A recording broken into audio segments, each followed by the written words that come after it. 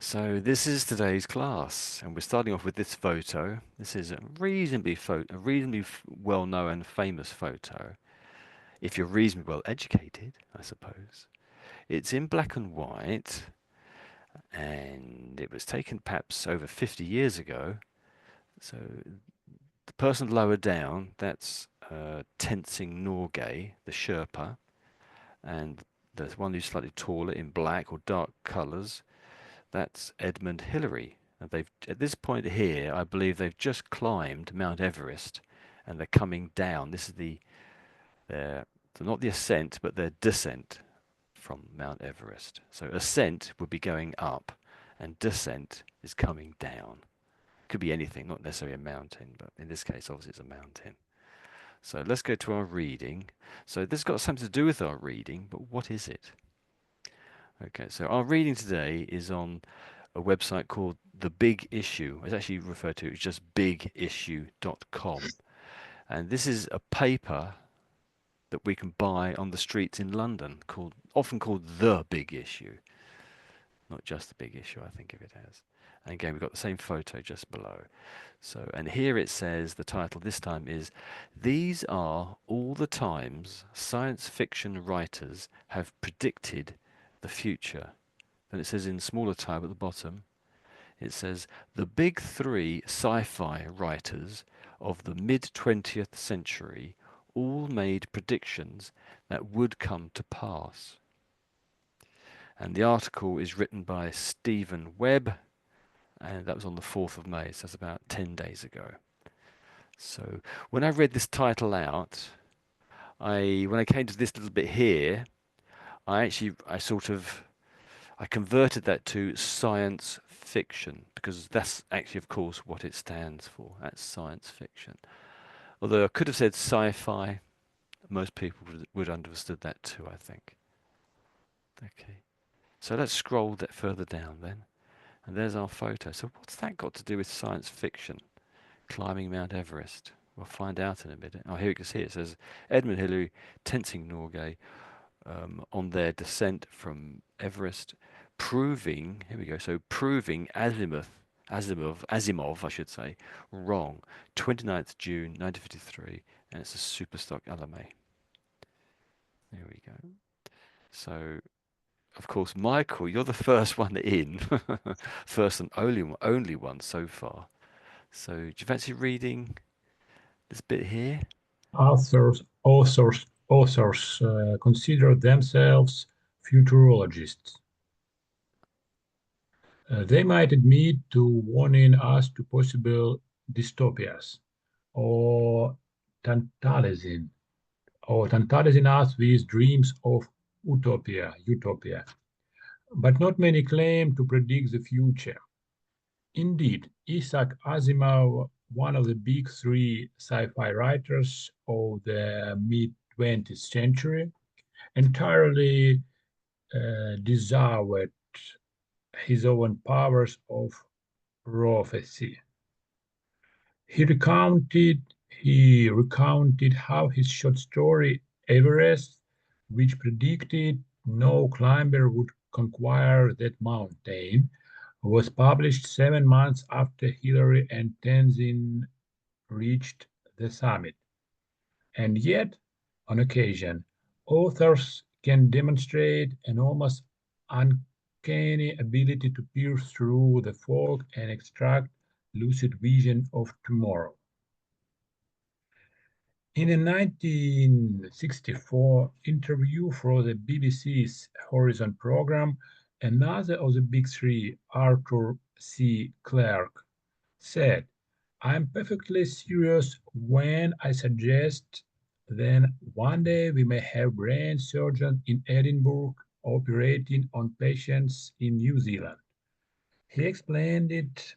He expanded on this in his 1974-75 novel Imperial Earth, in which the protagonist explains the risks of telesurgery over a network experiencing high latency.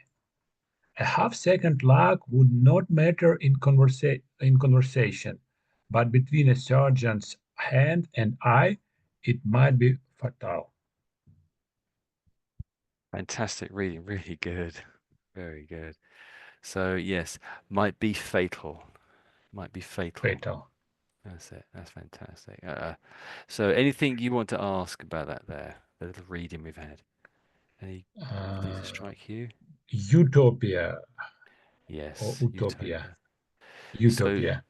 yeah, that's the first one was pretty spot on, really. So utopia, utopia. And strangely, this word here, that's not strangely, but this word is basically the sort of the opposite of this word over here. Yeah. So it's saying, so Dystopia. this one's dystopia and this one's utopia. So utopia, it's a sort of, is it Greek, Latin, I think? I'm not sure which one it is. Um, Mm, Basically, if you translate it out, it means no place, sort of like nowhere. So it's sort of saying, it's kind of this place cannot exist. So what it really means, it's sort of a made up country in a sense. It's a made up country. The original story, my understanding was it was a story, and it was a made up country called Utopia. And basically, the word means it can't exist. So it basically is a perfect place. Everything's wonderful there. The government is wonderful. There's no shortage of food. Everyone loves each other. I don't know exactly the story originally, but no taxes. well, yeah, I guess so. I don't know how it would have worked. Yeah. So it means, but nowadays it sort of means the perfect society. It basically means the Yeah. perfect society, and so this sort of means the opposite over here. Then, sort of the opposite, not exactly. Yeah, yeah. In Ukrainian also, but we Ah, call it okay. utopia, utopia, not Ah, utopia. yes, It's maybe that's how we you're say it. right. Yeah, It is. utopia. That's it. Oh, so you know that already. Um, Okay. the entirely disavowed, disavowed. Yes, I noticed that. Yes, I just hear. So, yeah, you're entirely is spot on. It's pretty good. Entirely. So this word here is disavowed. Disavowed. Disavowed, Your disavowed, your V is a bit odd. Is a bit out. So disavowed. Avowed. disavowed. So if we break it up a little bit, that's the photo again. So the dis bit sort of makes it into the opposite, sort of turns the word that's behind it into the opposite. So there's a real Yeah, word which means avowed. So if you vow to do something, it's sort of like making a promise to do something. I promise, I vow to give you £10 or something, or whatever it might be. So let's tap in disavow and see what it comes up with. So it sort of means the opposite of a promise, you could say. So the more precise meaning, as a verb, it says here, if you disavow something, you say that you are no longer connected with it or responsible for it. Does that make sense? So you're sort of turning your back on it, you're turning away from it, nothing to do with me. Whereas if you make a vow, you're sort of promising to do something. So it's deny, you reject, you contradict, retract. So there's also this idea of retracting as well. So maybe you did make a vow and now you're disavowing. Not exactly, but that's a possibility anyway. So there we go. Hopefully you've got the idea then. So an example sentence is Dr. Samuels immediately disavowed the newspaper story. So a lot of stories in the newspaper you can disavow, can't you? If it's about you, probably. So there we go. That's that word. Anything else that's down there that strikes you?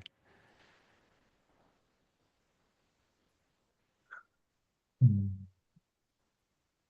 un, uncanny, uncanny, Ah, yes. almost uncanny I think ability. you've got it. The first time you said it, just then, you had it. So uncanny. Uncanny. There we go. That's it. So again, the un makes it the opposite again, doesn't it? There's another way of doing that. And so it's basically the opposite of canny. So do you know the meaning of the word? Let's tap it into the dictionary and find out for certain. Yeah, I've seen it. You've seen it around, have you? Okay, so it's always interesting to see the exact. So they're saying it's an adjective.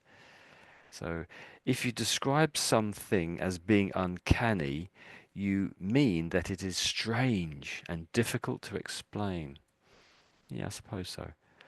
So it's weird, strange, mysterious, queer, old-fashioned, and that's it really. So I've heard it said, the way I would have used it, he had the uncanny ability to know when something was going to happen. That's Uh, often the way you use it, the uncanny ability to do something. So I wouldn't exactly say it's weird, strange, mysterious, queer. So their example sentence is, I had this uncanny feeling that Alice was warning me. That's interesting. Yeah. And also that way around. I had this uncanny feeling there was something wrong. So a strange feeling. I couldn't quite explain it. mm, Uncanny. That's it. That's good. There we go. And what about lucid? I think you said it okay. Lucid. What does that mean? explain something. Elucidate. Yes, as elucidate. Yes, but this is sort of a different word, really. I wouldn't. They're not really connected. I don't think either. So lucid. Often we talk about a dream that is lucid. Sometimes a dream might be lucid. I had a lucid. Here is it. Lucid dream. So that's often one of the ways it gets used. So let's listen. So I've hit. Oh, let me hit search and see what happens. It's a bit slow today. I know elucidate, like synonym explain. I suppose so. I Yeah. try So to elucidate it. elucidate. Okay. Elucidate. Okay. So lucid writing or speech is clear and easy to understand. A lucid account of the history of mankind. His prose, as always, lucid and compelling. So hopefully, like my classes, easy to understand. So clear, obvious, plain, evident. There we go. Um, so if someone is lucid, they are thinking clearly again after a period of illness or confusion. So you may have not been lucid, but now he is lucid. That's sometimes how it is used in that way. Um, what does it actually come from? What's the origin of the word? Lucidity. So lucius, full of light. Yeah, lux, basically light. It's to do with light. That's the origin of the from the Latin. Elucidate. So elucidate is about throwing light on something, isn't it? So they are connected. Yes. So let me just point out a couple of things that I noticed. Okay. Oh, yeah, so this one here. So, do you mind just rereading that, those few words there? Those few words there in blue. Tantalizing us with dreams of utopia. Yeah, your utopia spot on. That's it, utopia. And this one is tantalizing. Tantalizing. So, Tantalizing. that's it. So it's giving, it's often, if you tantalize someone, you might perhaps give them little bits of information, but not the whole story. So they're sort of, oh, that sounds interesting. You've given me a little bit of the story. What's the rest of it? So you might do that with food or anything, perhaps. It doesn't have to be in language. So tantalizing, to give a little bit of information. It's like to whet your appetite. That's one way of using that. Okay. Anything else uncanny? Just trying to think of any other words there. I think you're okay. Yeah, I think you're okay when you did this one. So this is prophecy. Prophecy. Yeah, I think you Prophecy. said that okay. But so in this name, I think when you said that name, it didn't. So this is Isaac. Isaac. That name. Isaac. Yeah, It's Isaac. That's it. And this Isaac. Isaac. and the surname is not very common at all. But these two names together, he's a very famous writer in Britain. Well, I think he's very famous, but he's dead now. He used to write science fiction stories. I think he used them on TV quite a bit too. See if there's any other words. Ability.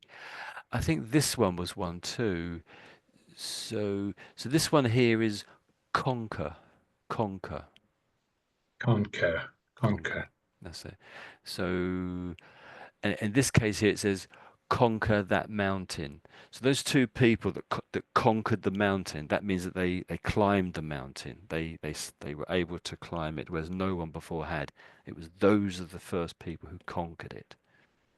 But if you win a battle, you can say you conquer your enemy in a battle as well. Conquer. Do you want to say it a couple more times? Just conquer, conquer. Conquer, Yeah, conquer, yeah. I think you've got it. Yeah, that's it. conquer. Yeah, you've got it. You've got it. Well done. We've done lucid. Just say if there's anything else you know. I did notice that town. So this is the capital of Scotland. Edinburgh.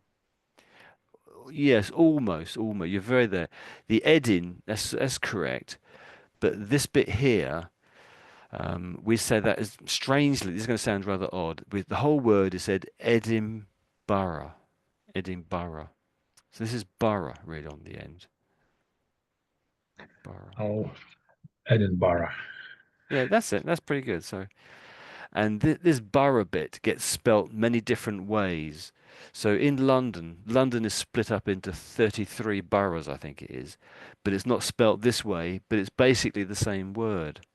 And so borough gets spelt several different ways. And there's even in America, they have a couple of, there's one place where they spell it like this, borough, like that. And it basically means the same sort, it means like a region within a town or a city. Borough, borough. Middlesbrough. Yeah, that's it. Middlesbrough, Middlesbrough.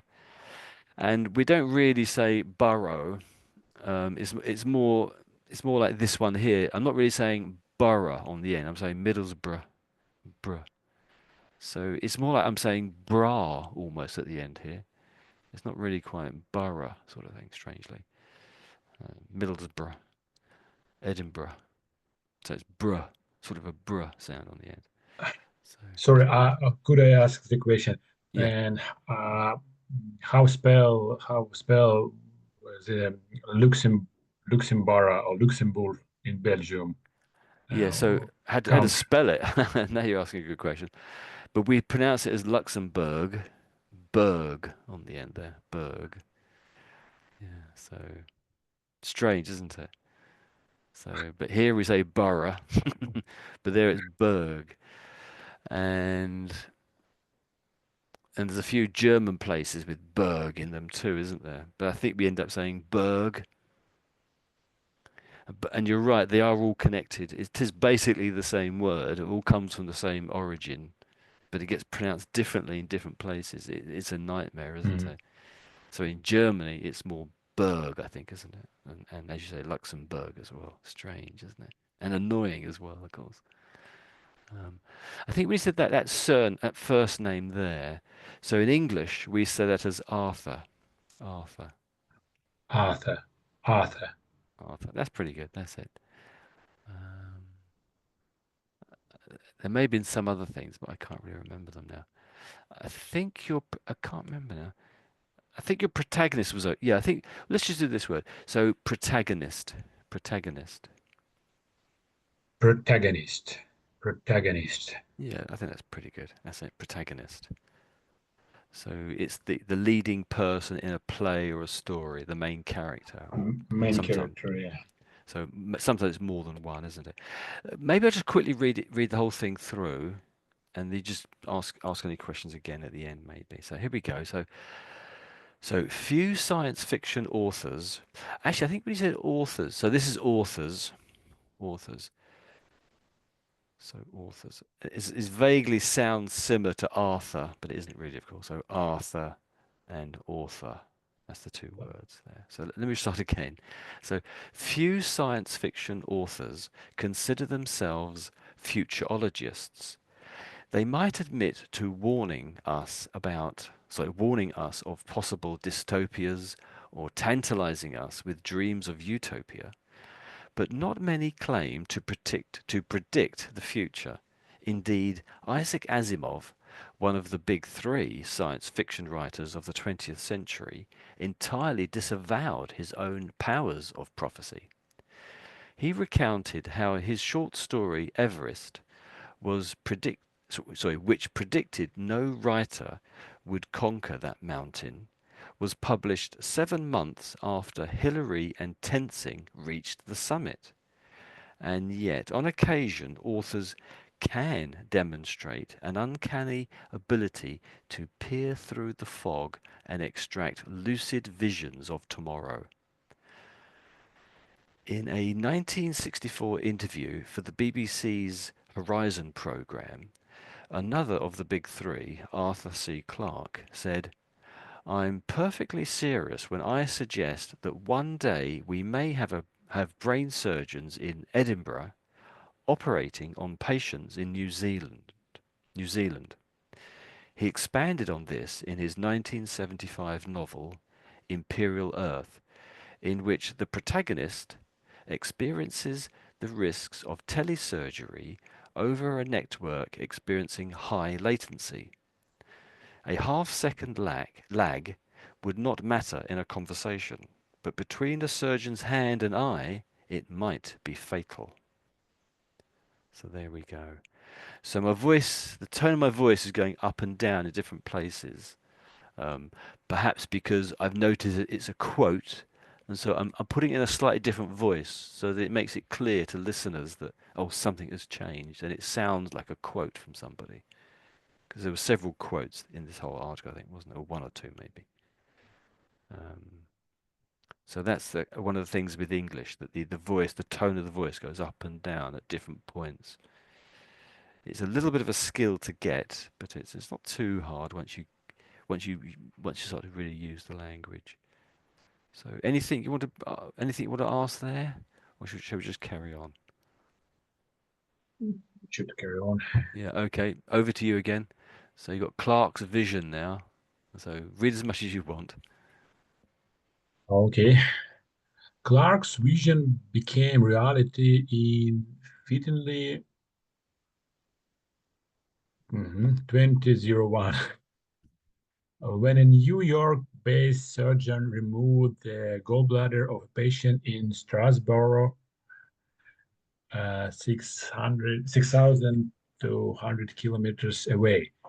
A medical robot called Zeus cut the patient's flesh. The surgeon's movements reach Zeus across a network designed to minimize lag times. Edward Bellamy, best known for his sci-fi novel Looking Backward, provides another example of successful prediction with his 1898 short story With the Eyes Shut. Bellamy imagines the effect on society of a device called an indispensable. His character used this little box, not, not wholly unlike a case for a binocular glass, to listen to listen to audiobooks, leave voicemail, tell the time, set calendar reminders, receive geolocation-based information. Bellamy foresaw our smartphone addiction. Oh, His main mistake. Shall I stop you there for a second? That's great. That's really good. And maybe in a minute you'll do the rest of it. Is that okay? Okay. So very good reading. I think you're doing very well. Um, so this word here is that's Zeus. Zeus, So Zeus, this Zeus, so it's sort of an oo sound in the middle. So Zeus, basically. It doesn't look like it. Zeus. That's good. That's pretty good. Zeus. That's it. Zeus. Carl Zeus. It's a brand, optics brand. Carl Zeus. I think it is. Isn't it? Say It's from Germany, it's is it? German. German Carl is. Zeus. Is it Zeist? Oh, well, it doesn't matter. Yeah.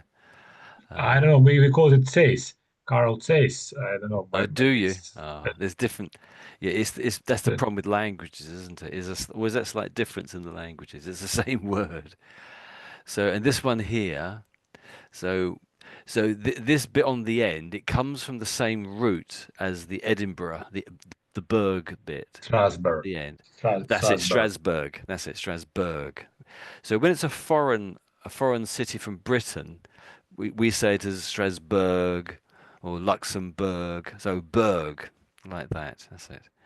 But when it's in In Britain, it's Switzerland, so when it's in Strasbourg. Britain, we say it as Edinburgh. Strange.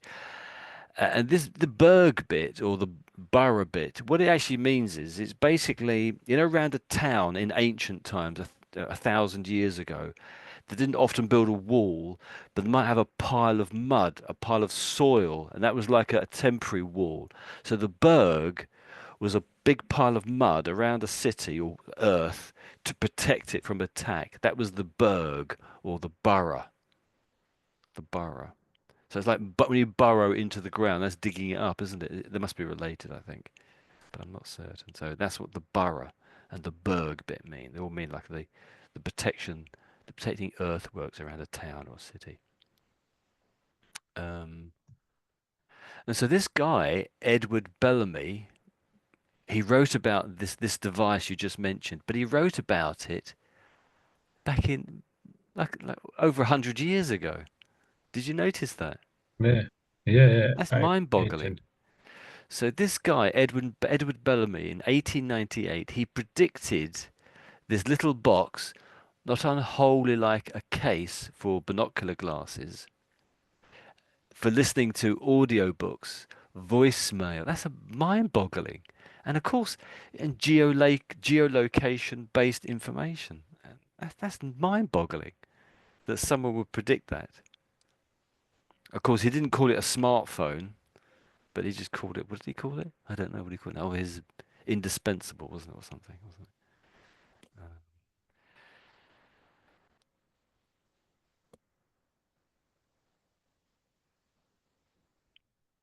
So also it was this year. So can we just do that first line at the beginning, maybe, up to about including Strasbourg. Okay. Clarkus.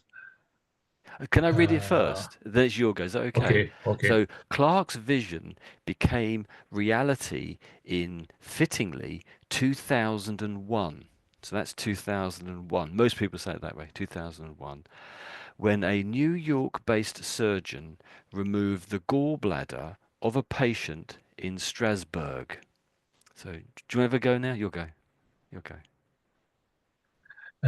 Clark's vision became reality in fittingly 2001 when a New York-based surgeon removed the gallbladder of a patient in Strasbourg. That's it. In Strasbourg. That's it. Strasbourg. You've got it. No, you've got it. That's it. Strasbourg. Strasbourg. That's the key bit. That's it. That's it.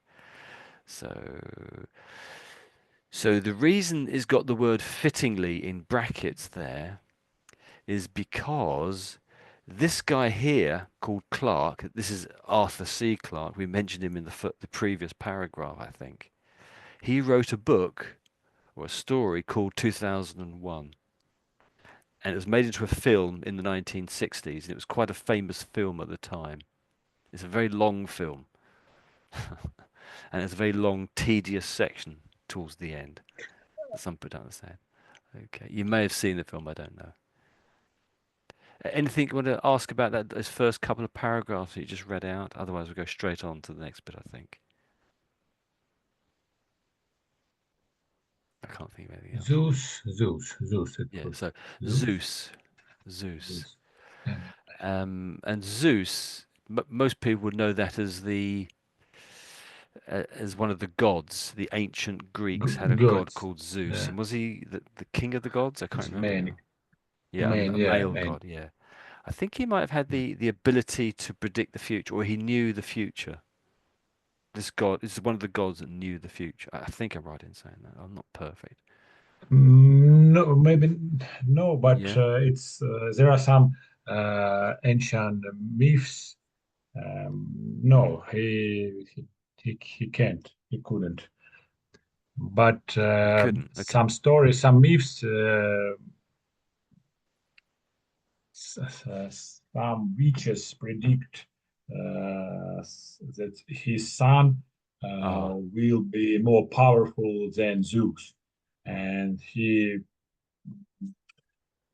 push away his son uh, from mountain Olymp because he afraid. Right. Okay. Him, something, I don't know Thank you. Thank you. exactly. That's some of the story, isn't it? Yeah. So on the screen here it says in Wikipedia it says Zeus is the chief deity of the Greek pantheon.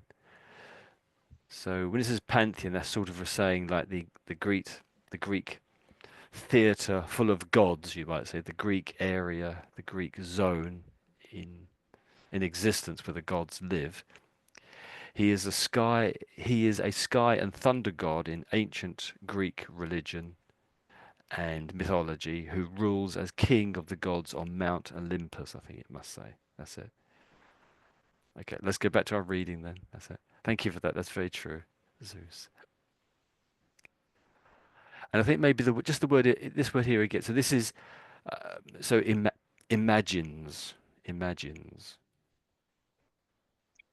Imagines, imagines, No, not quite. So I think I heard you say images. So I can see the word sort of looks like images, doesn't it? But but this one is imagines, imagines, I should say. imagines. Imagines, imagines. Okay. But wants a bit of practice, that one maybe. So do you fancy carrying on? Sorry to interrupt you. So it's from there down if you fancy. His His main main misstep. misstep, Mhm. his main misstep, other than the device's name, but let's face it, indispensable fits better than smartphone, involve physiology. He believes the device would he believed the device would lead to better posture since reading, writing, and study would no longer would no longer involve a sedentary attitude with twisted spine and stooping shoulders. Bellamy failed to predict text neck syndrome.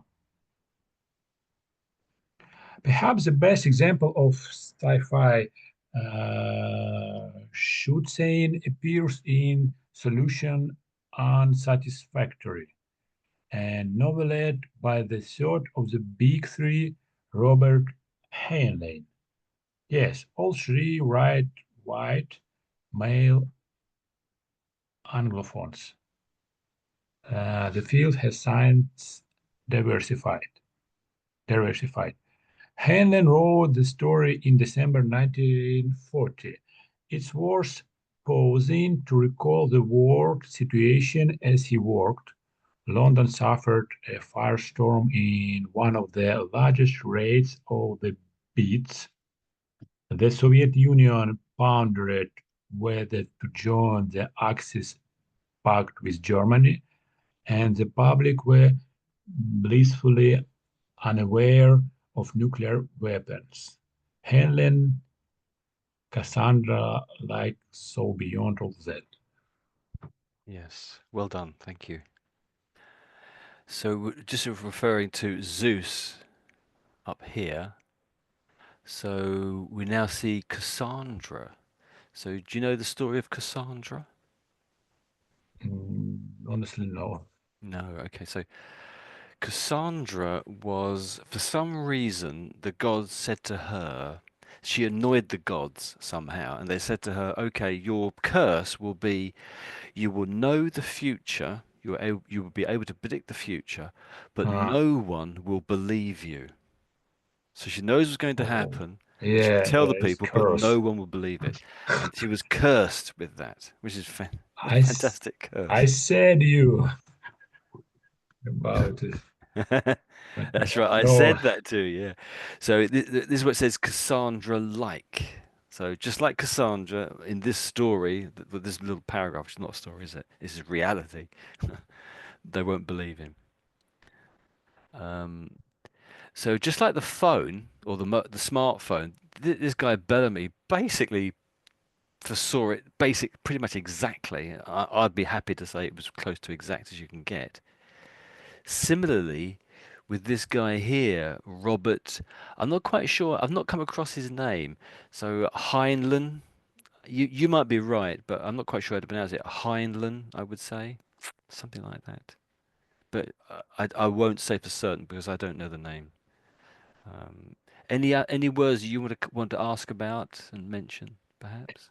Uh, Male, yes, all they were white male Anglophones. Anglophones.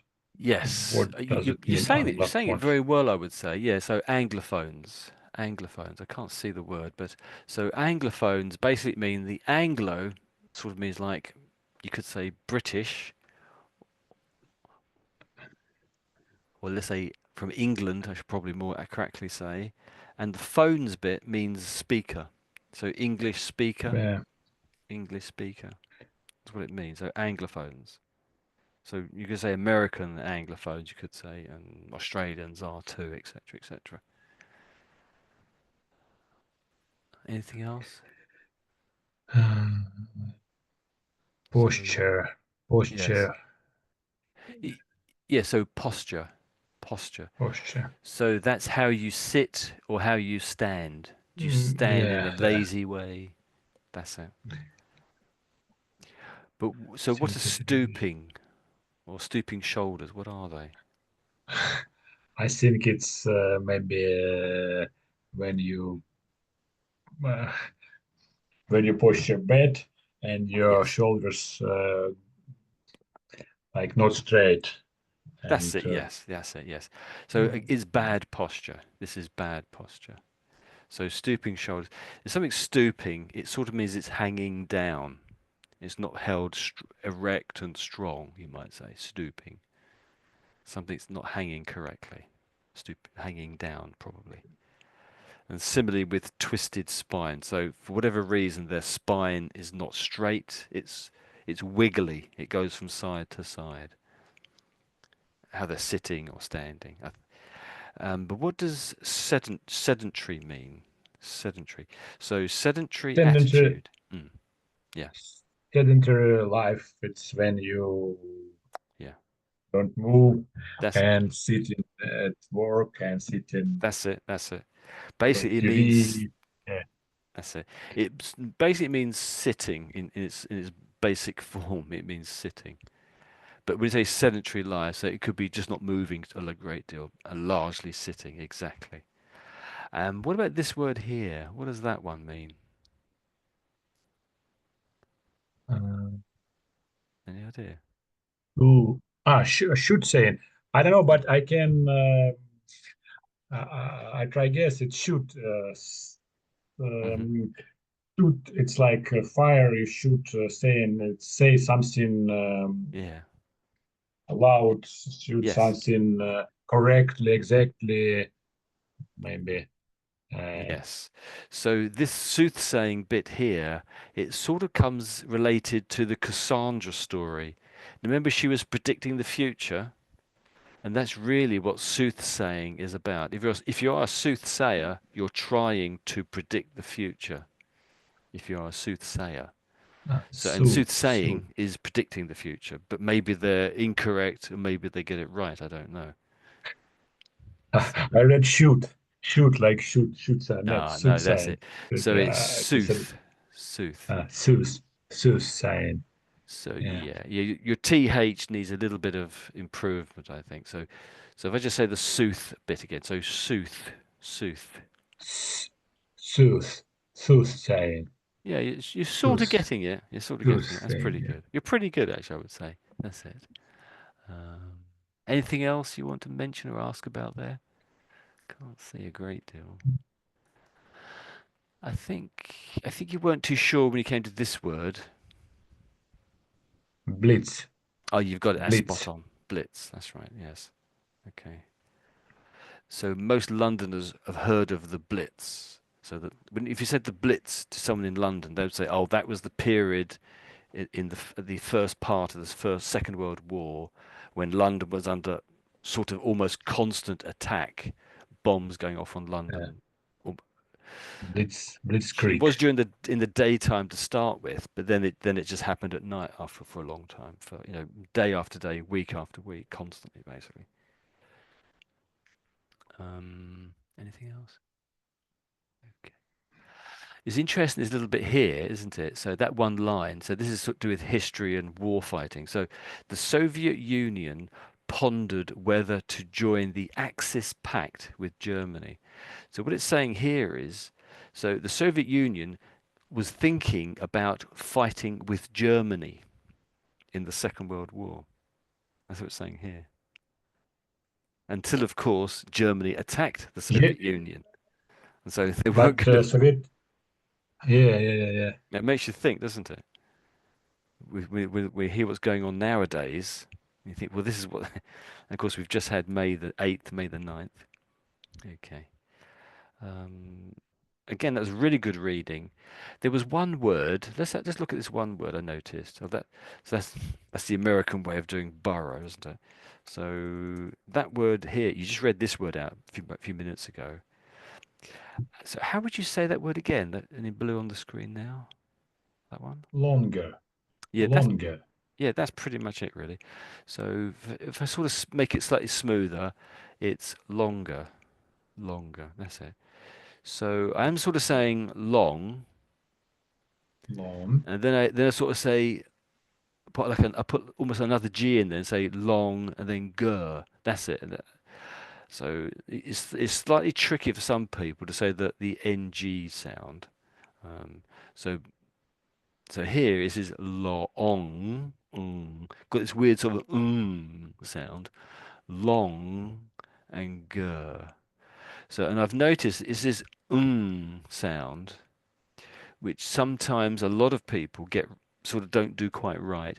And I think for several times I noticed in today's readings, this is one of the sounds that you have trouble with.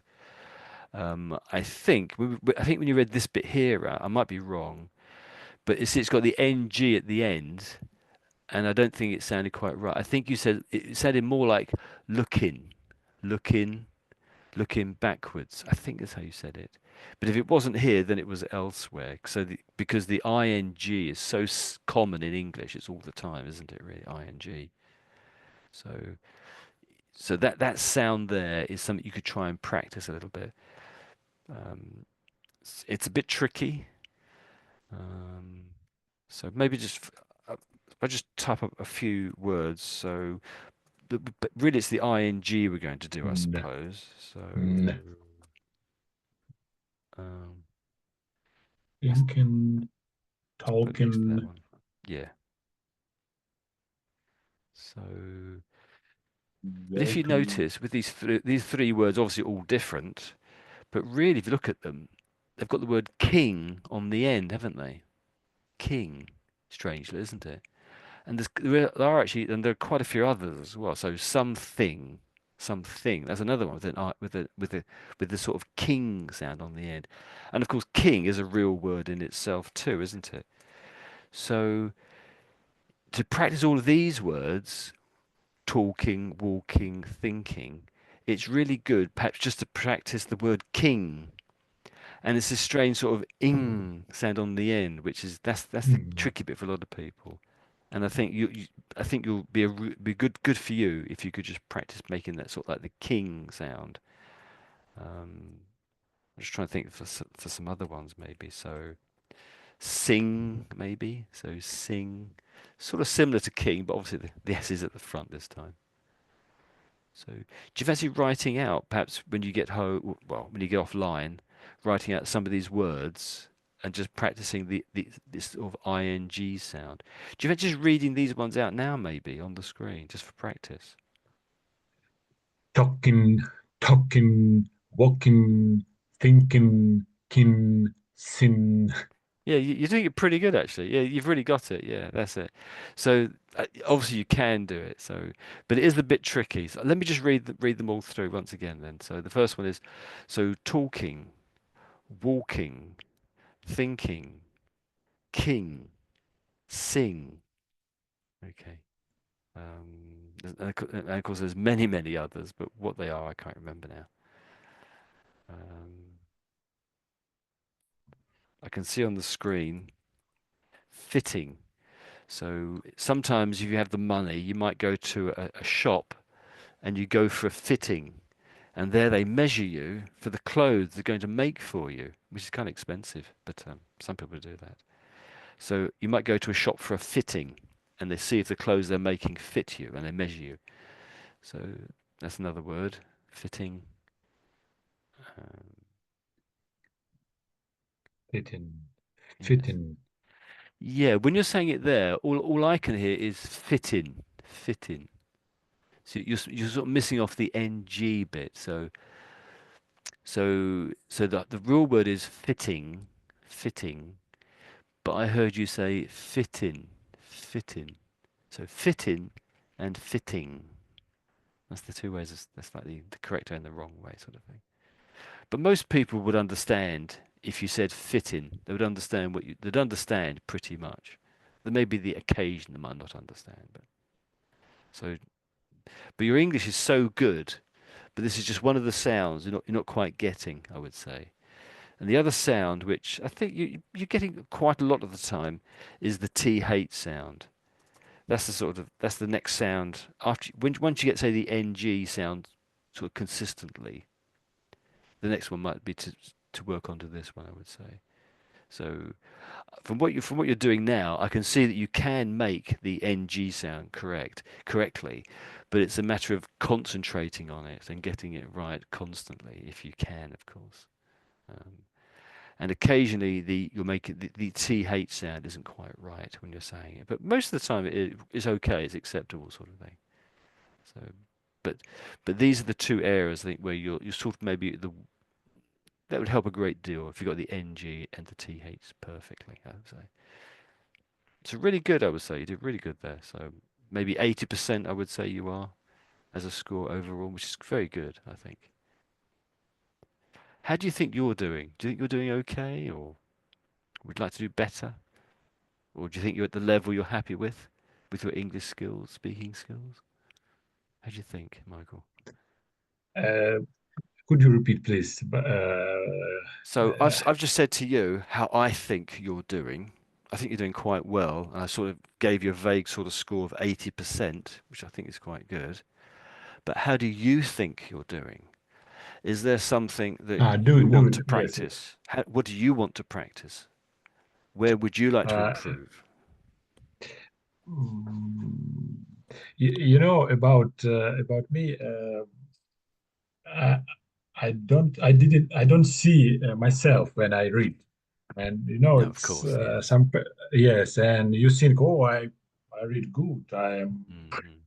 but when you listen another person who read in your class, for example, you I hear I'm hear mistakes, but it's and Yes, it's but when strange, you isn't it? read, yeah. So as for me, Yes. I read every single day in the Mm, morning before breakfast. I try to really? read some text and write down the unknown words. Mm, This text. In the evening, I saw mm. some TV show with subtitle in English, but with Yeah, subtitle. I can't quite hear you. Can you say that again? You're disappearing slightly. So this morning you Uh, wrote down some.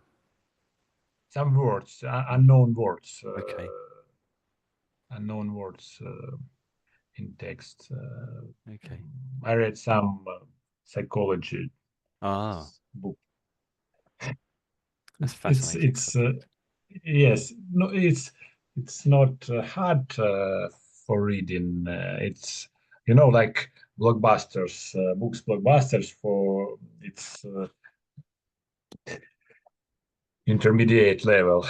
Mm. They write Intermediate level. Okay. intermediate level. Yeah. Mm. And in the evening, I every mostly each evening see I watch some TV shows in English with Mm. subtitles. What TV Also, shows do you watch then? What TV shows do you watch? uh, Better Call Saul. Medical. It's Better Call Saul. what's the name of the program again? Sorry, but better. Good, better, the best, better call Saul. Saul, it's name of protagonist. Protagonist. This Okay. protagonist, yes. One of the It's actors in the story. it's spin-off to the TV show The Breaking Bad. It's Oh, spin-off. It's okay. Okay. Breaking Bad. I got you. It's related to that. I yeah. haven't seen it. I haven't seen Breaking Bad either, actually. Yeah, there are many idioms, slangs, phrases in this Mm-hmm. TV show. So I watch it with Gemini or Gemini. What's Gemini? Gemini, artificial Oh, Gemini. intelligence from Google, I from see. I Google. see. Yes, Gemini. because I think we say you Gemini. know, I think we say Gemini. Gemini in English. Yeah, Gemini. Gemini. Yeah, yes, Yeah, you're right. that's it. Uh, Ah, okay. That's because there are interesting. many idioms, slangs, phrases, and Mm, it's hard to uh, find these idioms in dictionaries. So artificial intelligence helps me. mm, of course.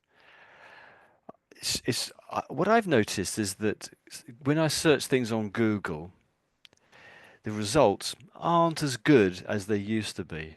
And in fact, as I say 2 or 3 years ago, maybe 4 years ago, they were really good results. But nowadays, if I compare them to the results they used to be, they're nowhere near as good as they used to be. But if I want good results, I have to now use an AI engine to get the same quality. So I think what Google has done, and I guess other search engines too, they've lowered the quality of the Google results and the other search engines, so to push you over to using the AI. That's what I think has happened anyway. So did you notice that at all? But or maybe it's just me. I don't think it's just me. I'm sure it's true, in fact. I don't know. I noticed that there are a lack of normal information when you find something in Google. Only advertisement,